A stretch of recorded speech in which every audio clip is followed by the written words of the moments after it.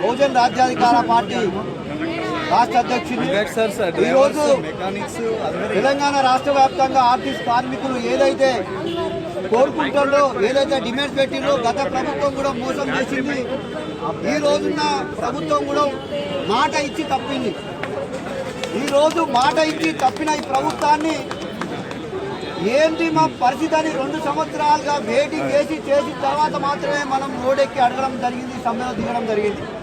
అయినా నిమ్మకు నీరెత్తినట్టు ఉండడం వల్ల ఆర్టీసీ కార్మికులు మనోవేదనతో అనేక ఇబ్బందులు పడుతూ ఈరోజు ఒక కార్మికుడిని మనం కోల్పోవడం అనేది జరిగింది. ఇది ముమ్మాటికి ప్రభుత్వం హత్యగా దీన్ని మనం భావించవలసిన అవసరం ఉన్నది. ఎక్కడున్న రేవంత్ రెడ్డి ప్రభుత్వానికి మనం ఒకటే హెచ్చరిక చేస్తున్నాం. తెలంగాణ రాష్ట్ర వ్యాప్తంగా ఇప్పటికే అట్టుడుకుతున్నది. మరి ఆర్టీసీ కార్మికుల గోసను మరి ఏ రోజు మీరు తీర్చారు? ఈ రోజు చనిపోయిన శంకర్ గౌడ్ అన్నకు వాళ్ళ కుటుంబాన్ని ఆదుకొని అక్కడ వాళ్ళ ఇంట్లో మళ్ళా ఒకటి గవర్నమెంట్ ఉద్యోగం ఇస్తూ అదేవిధంగా 2 కోట్ల రూపాయలు వాళ్ళ కుటుంబానికి ఆర్థిక సాయం చేయాలని తెలియజేస్తుంది బహుజన్ రాజ్యాధికార పార్టీగా.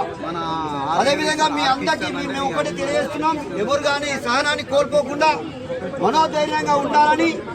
ఈ పోరాటానికి తెలంగాణ వ్యాప్తంగా బహుజన్ రాజ్యాధికార పార్టీ మీకు అండగా ఉంటుందని తెలియజేస్తూ, ఈ పోరాటంలో మేము కూడా మా సైతం కాదు మేము భాగస్వాములమై కొట్లాడతామని తెలియజేస్తూ మీ అందరికీ జై తెలియజేస్తూ జై భీమ్.